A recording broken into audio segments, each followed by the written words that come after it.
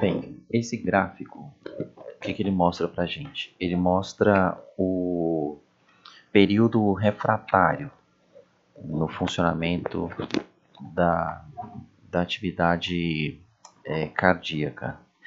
Então, durante todo esse período, desde o início do potencial de ação, até mais ou menos aqui na metade da fase 3, então, só lembrando aqui, nós temos a fase 0, fase 1, fase 2, fase 3, que é a fase de repolarização. Então, até mais ou menos metade da fase 3, a célula está no período refratário absoluto. Então, mesmo aplicando um estímulo durante esse intervalo, desde o início do potencial de ação até mais ou menos aqui metade da fase 3, a célula não responde a esse estímulo e não se despolariza novamente. Mas a partir de aproximadamente este momento, na metade da fase 3, os canais começam a se tornar novamente disponíveis para um novo estímulo. E como esse processo de recuperação dos canais é um processo gradual, não é instantâneo, não é simultâneo, então, aos poucos, os canais vão se tornando novamente prontos para um novo estímulo. E se esse estímulo for aplicado aqui, nesse momento, veja que a célula vai gerar um novo potencial de ação, mas com uma amplitude menor e com uma inclinação diferente do que aconteceu inicialmente. E por que isso? Porque esse potencial vai ser gerado basicamente pela abertura de canais de cálcio voltagem independentes. Muito poucos canais de sódio voltagem independentes estão já disponíveis para excitar a célula nesse momento, né? Continuam refratários. À medida que o tempo passa, já nesse momento, se um novo estímulo for aplicado, o potencial já ganha um contorno diferente, uma maior amplitude, né, e um contorno diferente. Então, alguns canais de sódio já estão participando deste potencial. Mais adiante, esse potencial vai ganhando características, né, ganhando forma de um potencial de ação de resposta rápida. Então, quanto mais tempo transcorrer nesse período, que nós chamamos de período refratário relativo, mais parecido com o potencial de ação original, este próximo potencial de ação vai se parecer, né? Ele vai ficar. Então, quando finalmente esse estímulo vier aqui durante a fase 4, a fase em que a célula já está totalmente repolarizada, aí o potencial de ação vai ser idêntico àquele que aconteceu primeiro. Na prática, o que isso significa? Significa que, mesmo que o coração receba um estímulo sucessivo, logo depois dele sofrer um potencial de ação, ainda que ele receba um estímulo muito próximo do estímulo inicial, o músculo do coração não vai responder. Ele não vai responder, ele está refratário. E a depender desse estímulo, se for um estímulo potente o bastante, ele pode responder, mas ele só vai começar a responder mais ou menos aqui, a partir da metade da fase 3. Então, um próximo potencial de ação só poderia começar a partir desse momento. E seria um potencial de ação com essa característica, né? Um potencial de ação anormal, que geraria uma corrente iônica menor do que um potencial de ação fisiológico. E, portanto, uma contração cardíaca também anormal. Mas, idealmente e fisiologicamente, um novo potencial de ação só deve surgir mais para frente, mais adiante, né, com características normais. Então, se um potencial de ação, se ele for provocado durante esse período em que a célula esteja refratária, primeiro que ela só vai responder a partir do momento em que ela saiu do período refratário absoluto e entrou no período refratário relativo. E entrando no período refratário relativo, o potencial de ação gerado vai ser diferente, né? E a contração vai acontecer a partir desse momento. Então veja que não é possível no coração gerar contrações cardíacas que se somem, né? Então, este potencial de ação vai gerar momentos depois, porque não é simultâneo, mas ele vai gerar momentos depois uma contração cardíaca. E este potencial de ação, por mais antecipado que seja, ele vai gerar uma contração cardíaca separada daquela que aconteceu inicialmente. Então, resumindo essa história, no coração não é possível acontecer aquele fenômeno observado no músculo esquelético, que é a somação de contrações, gerando uma contração única, né? Uma fusão de contrações que nós chamamos de tetania. No coração isso não acontece. Então, no coração, o máximo que pode acontecer são contrações intermitentes com intervalos muito curtos, mas elas não vão se somar por causa desse período refratário muito longo no coração, tá? Então, essa é uma característica. Uma outra coisa interessante que a gente observa no coração é que quando a frequência cardíaca aumenta, e você observa nesse gráfico de cima para baixo um aumento da frequência cardíaca, o que é indicado aqui pelo intervalo entre os potenciais de ação, você veja que os intervalos estão diminuindo, indicando que a frequência cardíaca está aumentando, mas ao mesmo tempo que a frequência cardíaca aumenta, a duração do potencial de ação, de cada potencial de ação, diminui. Então veja que a duração desse potencial de ação que acontece aqui, então ele durou aqui 200 milissegundos, foi a duração do potencial de ação nessa frequência cardíaca, com esse ciclo cardíaco de 2000 milissegundos, e que indo lá para o extremo, lá embaixo, né, com um ciclo cardíaco 10 vezes menor, de 200 milissegundos, a duração do potencial de ação caiu dos 200 milissegundos para 130 milissegundos, então ele é mais curtinho. O que aconteceu aqui? Aconteceu que com o estímulo simpático, o estímulo adrenérgico, a velocidade de condução do potencial de ação aumenta no miocárdio.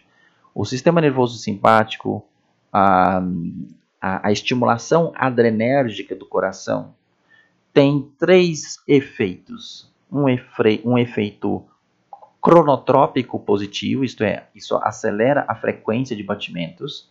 Um efeito inotrópico positivo, porque aumenta a permeabilidade da membrana ao cálcio e aumenta a contratilidade, o que não está sendo mostrado aqui nessa figura. E aumenta a velocidade de condução, o que nós chamamos de efeito dromotrópico positivo.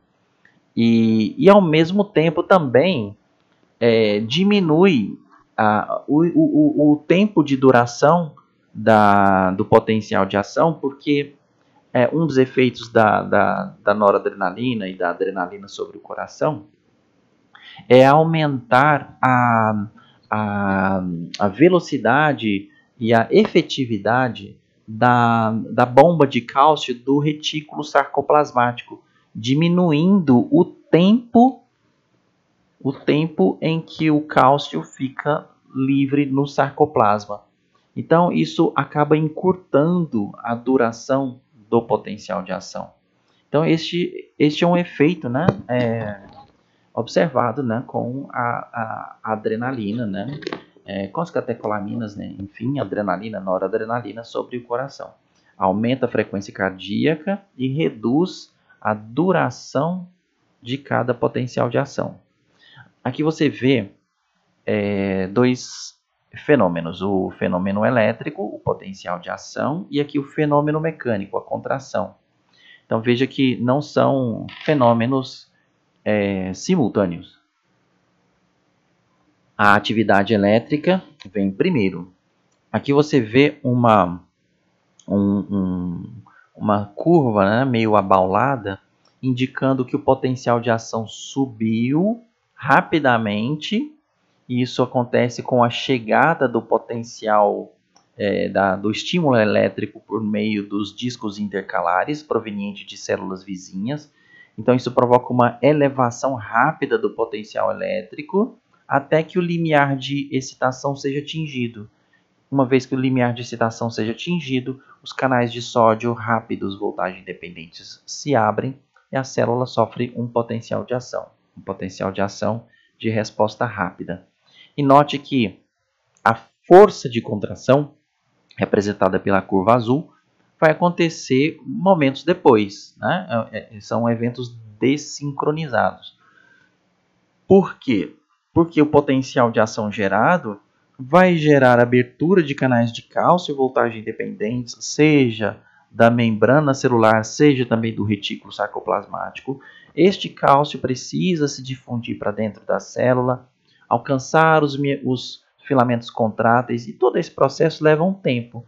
Tempo que fez com que o evento mecânico aconteça um pouco atrasado em relação ao evento elétrico. Então é isso que a gente viu aqui nessa figura, né? Muito bem.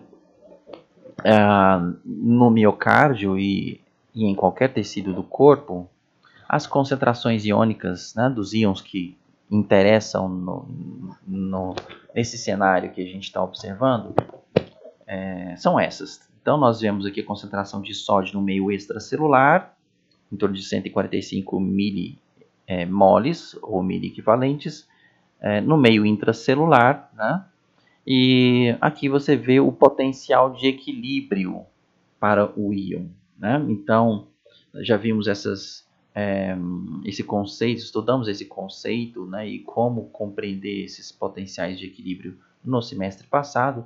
Então, você vê que dependendo da diferença de concentração, né, do gradiente de concentração, isso vai determinar diferentes valores de potencial de equilíbrio para os diferentes íons, né?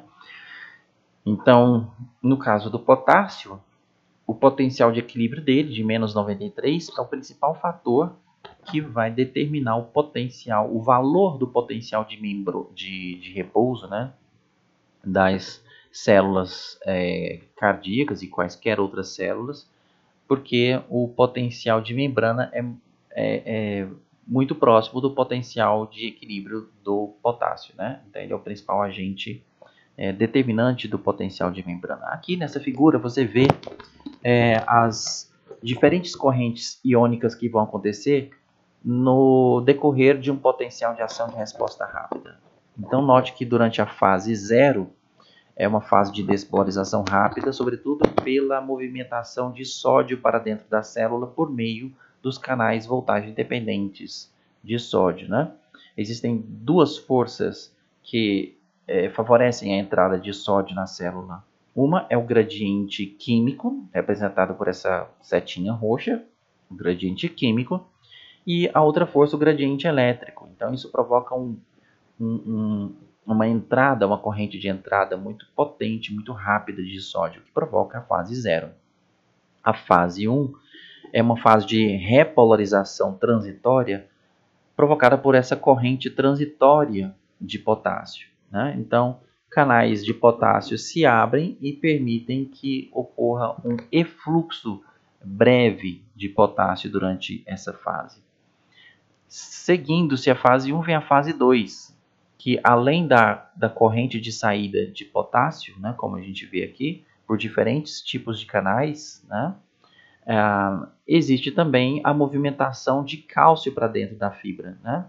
E o cálcio entra na célula favorecido pelo gradiente químico, né, que atrai o cálcio. Como a célula já está despolarizada, o gradiente elétrico é um fator que desfavorece a entrada de cálcio, né? Porque a célula já tem carga positiva e o cálcio é um íon positivo. Mas o gradiente químico prevalece, é mais poderoso e empurra o cálcio para dentro da célula, o que vai ser o responsável pela formação do platô presente na fase 2, né? Então, na fase 2, existem dois movimentos, entrada de cálcio e saída de potássio.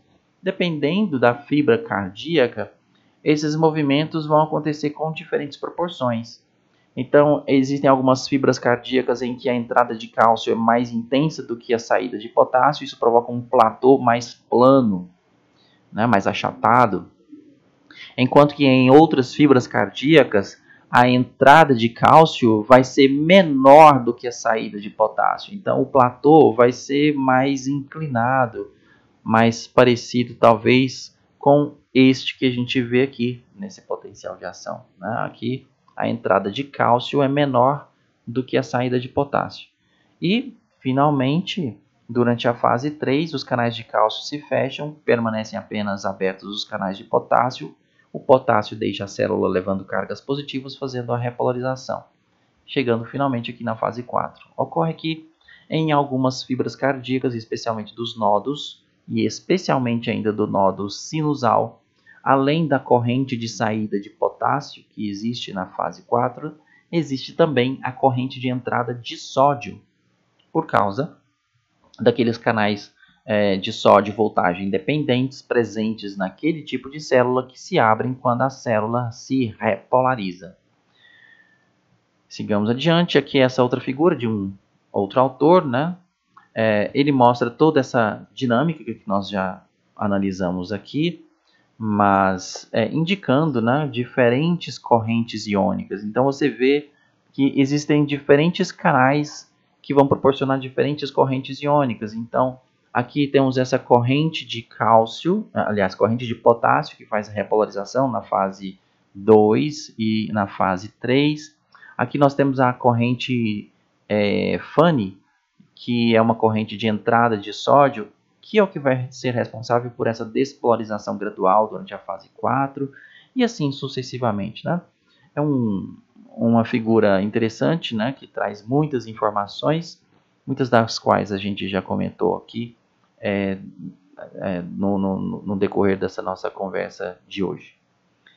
Novamente aqui, de um outro autor, isso está presente no livro de fisiologia do Bernie Levy. Então é uma figura que traz uma proposta muito parecida com esta daqui, né? Então ela mostra nesta figura as diferentes correntes iônicas em diferentes momentos de um potencial de ação. Então veja aqui a corrente de entrada de sódio, que acontece na fase 0, corrente de entrada de cálcio, né, para os canais lentos de cálcio, que acontece aqui durante essa fase 2, né?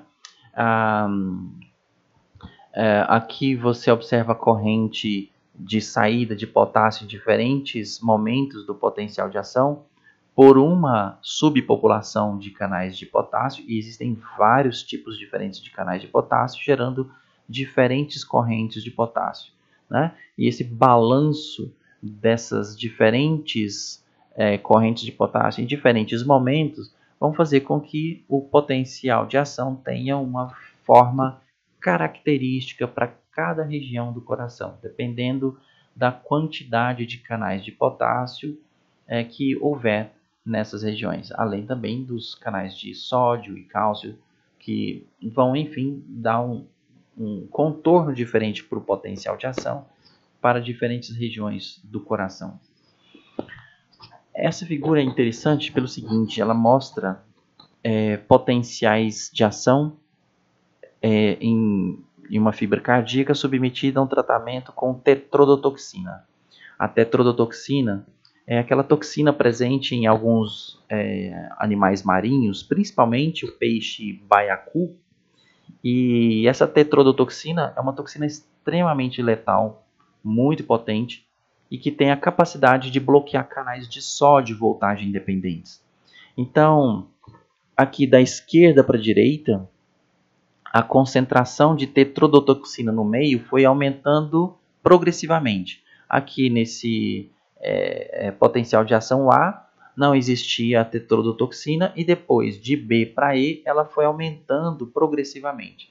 Então note que o potencial de ação em A é tipicamente um potencial de ação de resposta rápida, como também aconteceu em B. Mas na medida em que a concentração de tetrodotoxina vai aumentando, essa fase de ascensão rápida vai se tornando diferente, vai se tornando menor, porque os canais de sódio e voltagem dependentes estão sendo progressivamente bloqueados, até que nenhum deles responda mais. No entanto, quando a célula é estimulada, ela sofre um potencial de ação, só que o potencial de ação foi se modificando ao longo desse experimento, e ele foi passando progressivamente de um típico potencial de ação de resposta rápida, aqui na letra A, para um potencial de ação de resposta lenta, na letra E. Então veja que o que vai determinar com que a célula exiba um potencial de ação de resposta rápida é a presença dos canais de sódio rápidos, né? Os canais de sódio voltagem independentes. Né? Na medida em que ocorre o bloqueio desses canais de sódio voltagem independentes, a célula vai migrando para um potencial de resposta lenta. Né? Então, um potencial gerado apenas pela abertura de canais de cálcio voltagem independentes. Nesta figura, existe uma comparação entre os potenciais de ação de resposta rápida e de resposta lenta. Novamente, note que o potencial de ação de resposta lenta não apresenta a fase 1, que é aquela fase de repolarização transitória, e ele mostra aqui as diferentes movimentações de íons. Né? Aqui a entrada de sódio pelos canais rápidos de sódio, aqui já não tem esses canais rápidos de sódio, e a despolarização se dá apenas pela entrada de cálcio. Então, é uma outra forma de analisarmos o fenômeno que já tínhamos comentado. E mais uma coisa, né, que chama atenção, é o potencial de membrana de repouso. Então, note que as fibras de resposta rápida têm potencial de membrana de repouso bastante negativo, se comparado com o potencial de membrana de repouso das fibras de resposta lenta, que são aquelas que estão presentes nos nodos sinusal e no nodo atrioventricular. Esta figura aqui ilustra o processo de extrusão do cálcio do sarcoplasma, processo esse que vai levar ao relaxamento da fibra muscular. Então, uma vez que a célula cardíaca seja despolarizada, os canais de cálcio se abrem tanto na membrana citoplasmática, o que vai levar à entrada de cálcio na célula, gerando a despolarização, e não apenas despolarização. Este cálcio que entra na fibra também vai cumprir outro papel. Primeiro, este cálcio aqui vai favorecer a abertura de outros canais de cálcio, mas nesse caso presentes na membrana do retículo sarcoplasmático. Então, a presença de cálcio no meio intracelular, no citosol, estimula a abertura de canais de cálcio da membrana do retículo sarcoplasmático. Né? Esses canais de cálcio da membrana do retículo sarcoplasmático, que são sensíveis à presença aumentada de cálcio na fibra cardíaca, são chamados de receptores de rianodina. Então, os canais de cálcio presentes no retículo sarcoplasmático e que, uma vez abertos, permitem com que o cálcio estocado vaze para o sarcoplasma, estes canais de cálcio são sensíveis ao cálcio do retículo do cálcio livre no sarcoplasma, né? E esses canais são chamados de receptores de rianodina. Então, durante o processo de despolarização, o cálcio entra na fibra, causa a despolarização, né? Assim como também acontece a despolarização pela entrada de sódio e cálcio nas fibras de resposta rápida. Essa despolarização favorece a abertura de canais de cálcio do retículo sarcoplasmático, e aí o retículo sarcoplasmático libera cálcio para a contração. Como você sabe, este cálcio que vai para o sarcoplasma vai fazer a ligação de filamentos finos e grossos, né? Formando as pontes cruzadas e determinando o encurtamento da fibra. Porém, esse processo dura muito pouco tempo, porque rapidamente o cálcio que está livre no sarcoplasma e que é o responsável pelo encurtamento da fibra, esse cálcio rapidamente volta para os seus locais de origem, isto é, ele volta para o retículo sarcoplasmático e também volta para o meio extracelular. Como é que ele volta para o retículo sarcoplasmático? Existem bombas de cálcio na parede do retículo sarcoplasmático que fazem transporte ativo primário do cálcio para dentro do retículo sarcoplasmático. Então, uma vez que ocorra a ativação do músculo do coração, rapidamente, tão rápido quanto ela se despolarizou, ela também recolhe de volta o cálcio para dentro do retículo sarcoplasmático. Além disso, o cálcio também sai da célula de duas formas. Primeiro, ela sai também por uma cálcio-ATPase, por transporte ativo primário, em que uma bomba de cálcio presente na membrana da fibra cardíaca faz o transporte de cálcio do meio intra para o meio extracelular, num processo de transporte ativo primário. E também existe um transporte ativo secundário de cálcio para o meio extracelular por meio de um trocador de sódio com cálcio. Esse trocador é muito interessante porque ele se vale da alta concentração de cálcio no meio extracelular, isto é, do gradiente de concentração de sódio, né, da alta concentração de sódio no meio extracelular, e, portanto, do gradiente de concentração de sódio, de forma que 3 íons sódio se ligam a essa proteína, enquanto que um cálcio se liga a ela, né? Os 3 sódios se ligando pelo lado de fora e um cálcio se ligando pelo lado de dentro. Isso ativa esse transportador, que permite então a entrada desses 3 íons sódio, ao mesmo tempo que provoca a saída de um íon cálcio. Esse é um processo de contratransporte, né? Ou de antiporte, em que as duas substâncias se movimentam em sentidos opostos. Agora, para que esse transportador funcione, é necessário que exista um elevado gradiente de concentração para o sódio. E esse gradiente de concentração para o sódio só vai existir se a bomba de sódio e potássio estiver operando de forma eficiente.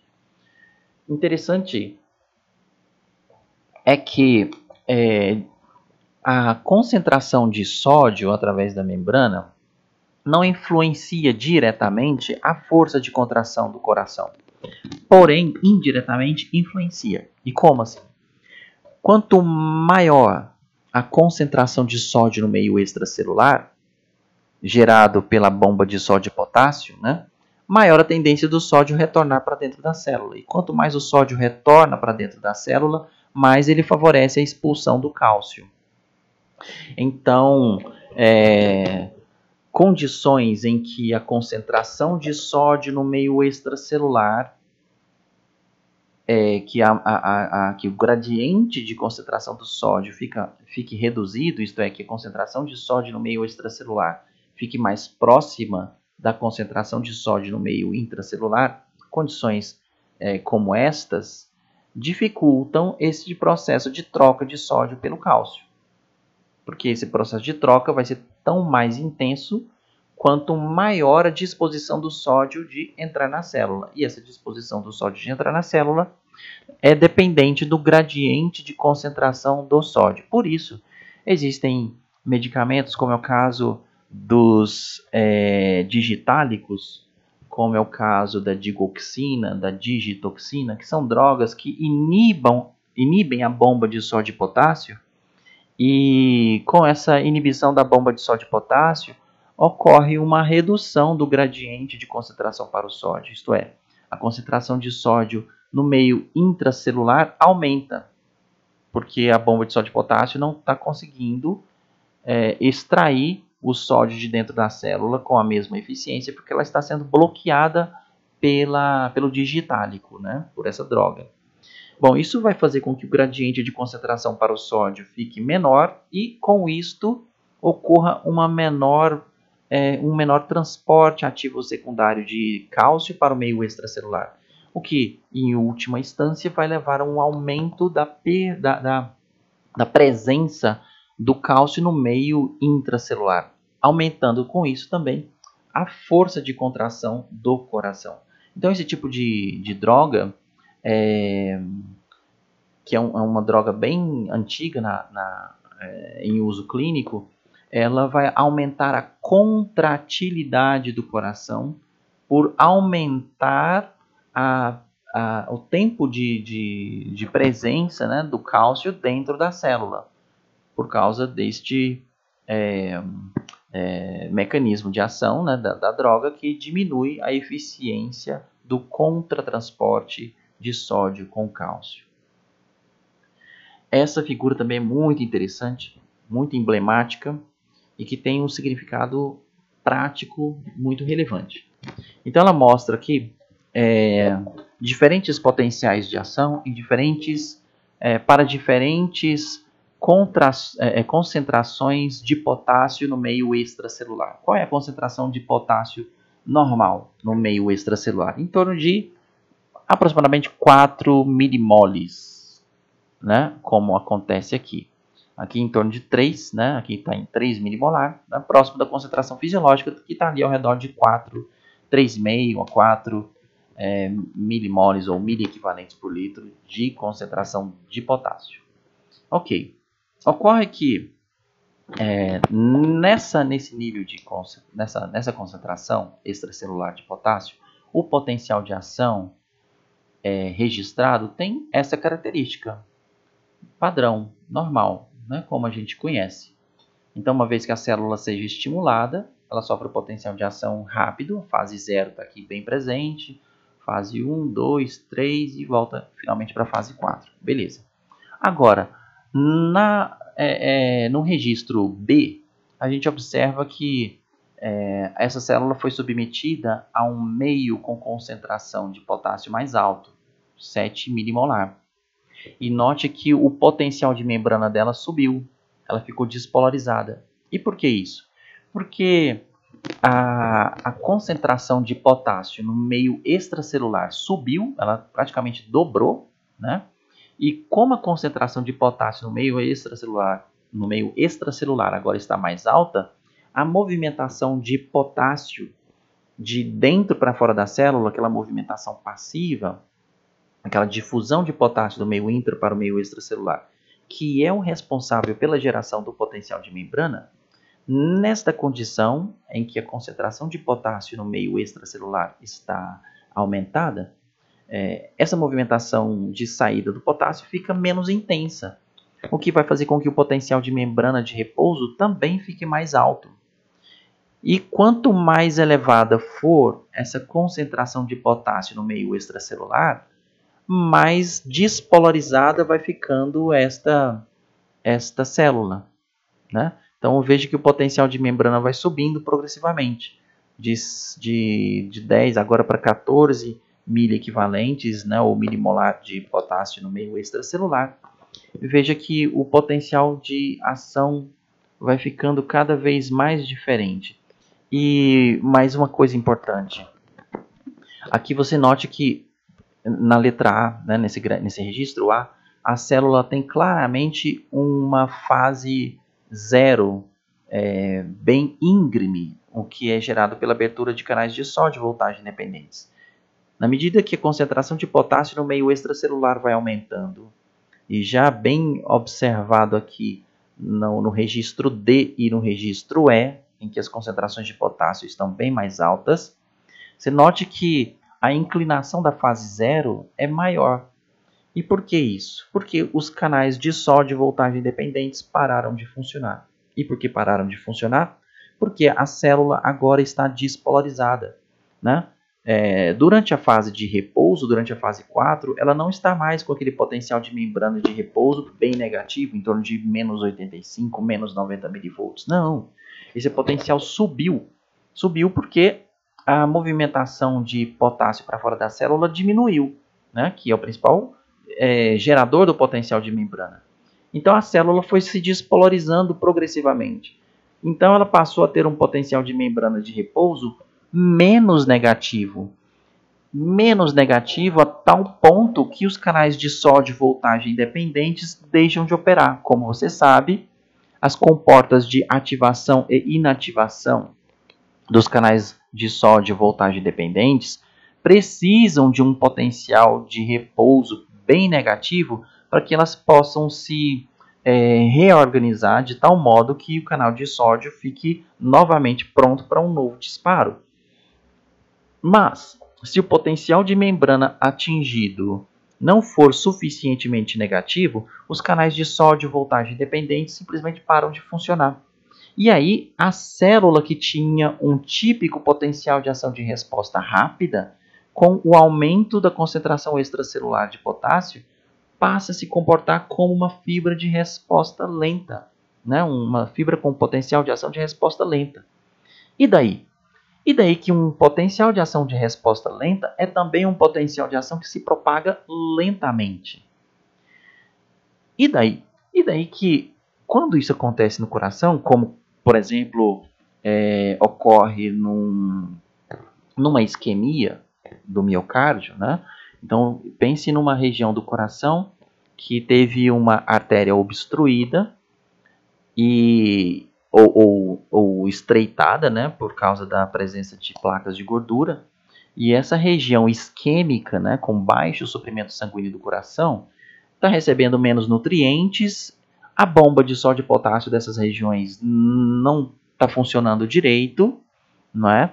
E com isso a concentração de potássio dentro no meio, né, extracelular vai aumentando, porque simplesmente o potássio que foge da célula não volta, porque a bomba de sódio e potássio não está funcionando direito, por falta de energia, por falta de oxigenação, né, por falta de suprimento sanguíneo.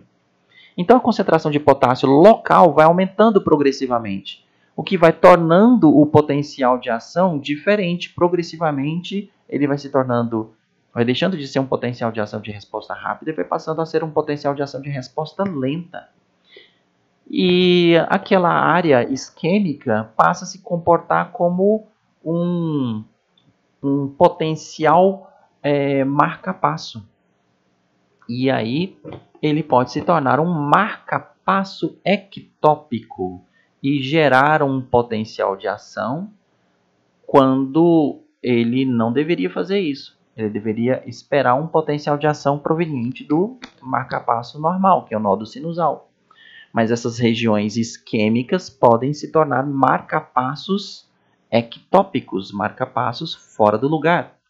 E aí está feita a bagunça, porque este potencial de ação gerado aqui pode, espontaneamente, pode se propagar e entrar em conflito com o potencial de membrana, o potencial de ação normal. E isso pode gerar uma arritmia que no extremo pode levar à morte, né? Uma arritmia grave como a fibrilação ventricular. Mas isso é assunto para um outro momento. Aqui, novamente, na letra F, a fibra foi novamente submetida, né, a uma concentração de potássio normal, ao meio de concentração de potássio normal, e o potencial de ação voltou ao normal. Tá? Existem outras situações em que podem acontecer variação da concentração de potássio no sangue, como, por exemplo, situações como na insuficiência renal. Os rins têm um papel muito importante na regulação eletrolítica, na regulação da composição, né, do meio extracelular. E um dos papéis do rim é regular a concentração de potássio no meio extracelular. Um rim doente pode... isso vai acontecer na doença renal, sobretudo no doente renal crônico. O rim doente não vai conseguir excretar todo o potássio que seja necessário, né, de ser excretado, e com isso a concentração de potássio no meio extracelular começa a aumentar, de tal modo que essa hipercalemia ou hiperpotassemia, eu acho melhor o termo hipercalemia, lembrando que calemia vem de kalium, que é o nome, né, do potássio em latim, né, por isso o símbolo do potássio é o K, de kalium. A hipercalemia, devido à insuficiência renal, pode levar a uma condição como essa, né? Então a hipercalemia é uma condição muito perigosa, especialmente para o coração. É um íon cardiotóxico. Nós vamos fazer mais uma pausa e continuamos no próximo.